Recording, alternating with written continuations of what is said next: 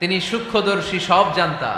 পৃথিবীর কোন চোখ ওনারা দেখতে পায় না, কিন্তু তার চোখ সবাইরে দেখে। চিল্লায় বলেন তো তিনি কে?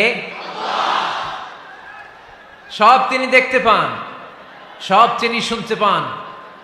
সাত আকাশের উপর সিদরাতুল মুনতাহা, তার উপরে আল্লাহর আরশ, তার উপরে আল্লাহর কুরসি, সেখানে আল্লাহ তাআলা সমাসীন।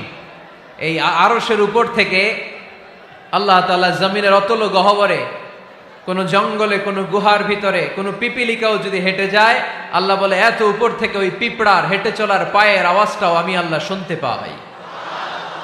এজন্য কেউ যেটা শোনে না, শোনে কে? কেউ যেটা দেখে না, দেখে কে? কেউ যেটা পারে না, পারে কে?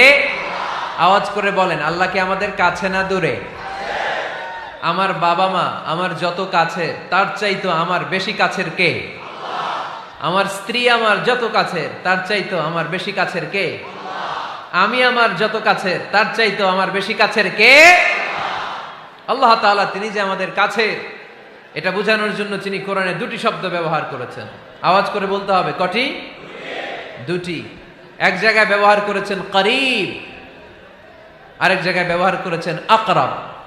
রব্বুল আলামিন বলেন, وَإِذَا سَأَلَكَ عِبَادِي عَنِّي فَإِنِّي قَرِيبٌ أُجِيبُ دَعْوَةَ الدَّاعِ إِذَا دَعَانِ فَلْيَسْتَجِيبُوا لِي وَلْيُؤْمِنُوا بِي لَعَلَّهُمْ يَرْشُدُونَ।